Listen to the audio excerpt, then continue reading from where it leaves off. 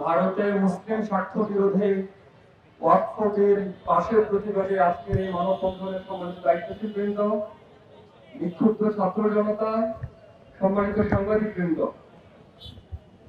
আমরা ইসলামের ইতিহাসের শুরু থেকেই দেখেছি মুসলিমদের মধ্যে ওয়াকফের প্রচলন শুরু হয়েছে। সেই সাহাবে কেরামের সময় থেকে নিয়ে মুসলিমরা যুগে যুগে পৃথিবীর দিকে দিকে নিজেদের সম্পত্তিগুলো আল্লাহর পথে দিয়ে দিয়েছে। যারা নিজেদের সম্পত্তিগুলো আল্লাহর রাস্তায় দিয়েছেন, সেই সম্পত্তিগুলো কিভাবে কাজে লাগবে এই ব্যাপারেও নির্দেশনা দেওয়ার এখতিয়ার মূলত তাদেরই। এটার আলোকেই হাজার বছর ধরে ওয়াকফ সম্পত্তিগুলো ব্যবস্থাপনা চলে আসছিল। ভারতেও হাজার বছর ধরে মুসলমানদের ওয়াকফকৃত সম্পত্তিগুলো ওয়াকফের যে ঐতিহ্য, ওয়াকফের যে ধর্মীয় সিস্টেম, সেটার আলোকে মেইনটেইন হয়েছে। এমনকি ভারত স্বাধীন হওয়ার পরে 1954 সালে যখন প্রথম ওয়াকফ বিল পাস হয়, সেখানে মুসলমানদের ওয়াকফের যে সম্পত্তিগুলো সেগুলো যেভাবে মেইনটেইন হওয়া প্রয়োজন, মুসলমানদের ধর্মীয় স্বাতন্ত্র্য রক্ষা করে কিন্তু সেই আইন পাস হয়েছে। এরপর 1995 সালে যখন ওয়াকফ বিল সংশোধন হয়, সেখানে ওয়াকফ বোর্ডকে সর্বোচ্চ ক্ষমতা দেওয়া হয় ওয়াকফের সম্পত্তির ব্যাপারে। এরপরে 2013 সালে কংগ্রেস নেতৃত্বাধীন সরকার আবার ওয়াকফ আইন সংশোধন করে। প্রতিবারই ওয়াকফ আইন সংশোধন করার সময়, ওয়াকফ আইন প্রণয়ন করার সময় অল ইন্ডিয়া মুসলিম পার্সোনাল ল বোর্ডের সম্মতি নেওয়া হয়েছে, মুসলমানদের মতামত নেওয়া হয়েছে। কিন্তু 2023 সালে মুসলিম বিদ্বেষী বিজেপি যখন পার্লামেন্টে ওয়াকফ সংশোধনী বিল পেশ করে, তারা মুসলমানদের কোন ধরনের কনসার্ন না নিয়ে সেই বিল পেশ করেছিল। মুসলমানদের তীব্র প্রতিবাদের মুখে তারা জয়েন্ট পার্লামেন্টারি কমিটি গঠন করতে বাধ্য হয়, যেখানে মুসলমানরা নিজেদের বক্তব্যগুলো উপস্থাপন করেন। 3.5 কোটি মুসলিম মেইল করেছেন এই আইনের ব্যাপারে তাদের মতামত জানিয়ে। ভারতের বিরোধী দলগুলো এই আইনের বিরুদ্ধে কথা বলেছে, কিন্তু আমরা দেখলাম গত 3 এপ্রিল মুসলিমদের সকল মতামতকে উপেক্ষা করে মুসলিম স্বার্থবিরোধী ওয়াকফ আইন ভারতের লোকসভায় পাশ হয়ে গেছে।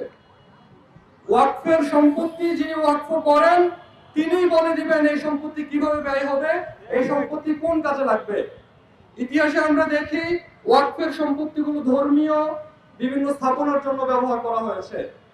শিক্ষা প্রতিষ্ঠান তৈরি করা হতো এই ওয়াকফের সম্পত্তিগুলোতে, মেহমানখানা তৈরি করা হতো, এতিমখানা তৈরি করা হতো। এরকম করে মুসলমান জনসাধারণের কল্যাণে নানা ধরনের কাজে ওয়াকফের সম্পত্তিগুলো ব্যয় হতো, এবং সেই সম্পদের কন্ট্রোল মুসলমানদের হাতে ছিল, মুসলমানদের বোর্ডগুলোর হাতে ছিল। শুধু মুসলমানদের ক্ষেত্রে নয়, অন্যান্য ধর্মাবলম্বীদেরও তাদের ধর্মীয় কমিউনিটির জন্য যে সম্পদগুলো তারা দান করেন, সেগুলো তাদের কমিউনিটি কন্ট্রোল করেন। কিন্তু ভারতে এই ওয়াকফ আইনে আমরা দেখি যে আইনটা 3 এপ্রিল পার্লামেন্টে পাস হয়েছে, সেখানে বলা হয়েছে ওয়াকফ বোর্ডে মুসলিম নন এরকম 2 জন সদস্যকে রাখা যাবে, এবং ডিস্ট্রিক্ট কালেক্টর ওয়াকফের সম্পত্তির উপরে প্রভাব বিস্তার করতে পারবে। ওয়াকফের সম্পত্তি কিভাবে কি কাজে লাগবে সে ব্যাপারে তারা প্রভাব বিস্তার করতে পারবে। ভারতের মুসলমানরা আশঙ্কা করছেন এটার মাধ্যমে মূলত ভারতের মুসলমানদের জমি কেড়ে নেওয়ার বন্দোবস্ত করা হচ্ছে। এই ওয়াকফ আইন পাশ হওয়ার পরপরই আমরা দেখেছি উত্তরপ্রদেশের ফতেপুরে একজন মুসলমানদের 20 একর জমি কবরস্থানের উপরে বুলডোজার চালিয়ে দেওয়া হয়েছে। আগামী দিনে ভারতের যে বিশাল ওয়াকফ সম্পত্তি, ভারতে 8,72,000 ওয়াকফ সম্পত্তি রয়েছে, এর মধ্যে 10 লক্ষ একর হচ্ছে জমি।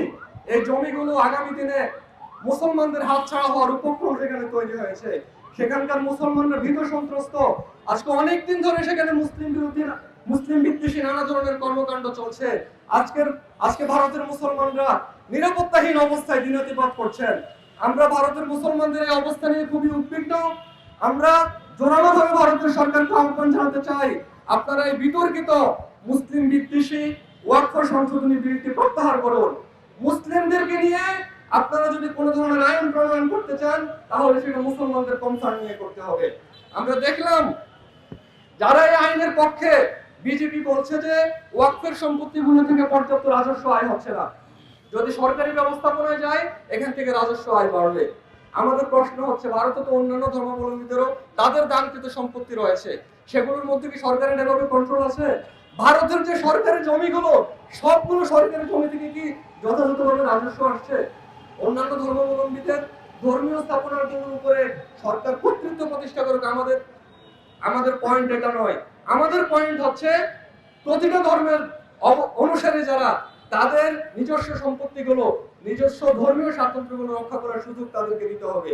ভারতের সরকার বলছে ভারতের মুসলমানদের ওয়াকফের সম্পত্তির দ্বারা গুটি কয়েক মুসলিম কেবলমাত্র উপকৃত হচ্ছে, সাধারণ মানুষের উপকারে এই ওয়াকফের সম্পত্তি লাগছে না। এটা তো মুসলমানদের কনসার্ন। 3.5 কোটি মুসলমান মেইল করেছেন, যেখানে এই ওয়াকফ সংশোধনী বিলের প্রতিবাদ করে, এই বিলের নানা অংশ নিয়ে আপত্তি জানিয়ে, সেখানে আপনারা কোথাকার কোন ক্রোকোডাইল টিয়ার্স ঢালতে এসেছেন? মুসলমানদের কল্যাণ মুসলমানদের চেয়ে আপনারা ভালো বোঝেন। আমরা জোর দিয়ে বলতে চাই, ভারতের মুসলমানদের ব্যাপারে যদি আপনারা কোনো সিদ্ধান্ত নিতে চান, অবশ্যই ভারতের মুসলমানদের কনসার্ন নিয়েই সেই সিদ্ধান্তগুলো নিতে হবে। ভারতের মুসলমানদের অল ইন্ডিয়ান মুসলিম পার্সোনাল ল বোর্ড আছে, সেই ল বোর্ডের কনসার্ন আপনাদেরকে নিতে হবে, ভারতের মুসলমানদের কনসার্ন আপনাদেরকে নিতে হবে। আমরা বিশ্ব মুসলিমকে আহ্বান জানাতে চাই, বিশ্ব মানবতাকে আহ্বান জানাতে চাই, আজকে ভারতের মুসলিমরা যেরকম দুর্দশাগ্রস্ত অবস্থায় পড়েছে, আপনারা এর প্রতিবাদে নিজেদের কণ্ঠগুলোকে উচ্চকিত করুন। ভারতের মুসলমানদের এই দুরবস্থায় আপনারা এগিয়ে আসুন। আমরা জোর দিয়ে বলতে চাই, ভারতের মুসলমানদের এই অবস্থার, এই দুরবস্থার অবসান হতেই হবে। ছাত্র শিবির বাংলাদেশে থেকে ভারতীয় মুসলমানদের সাথে সংহতি জানিয়ে আগামী দিনেও আজকে দিনের মতো কর্মসূচি পালন করবে ইনশাআল্লাহ। আমি সবাইকে ধন্যবাদ জানিয়ে আমি আমার কথা এখানেই শেষ করছি। আসসালামু আলাইকুম ওয়া রাহমাতুল্লাহ।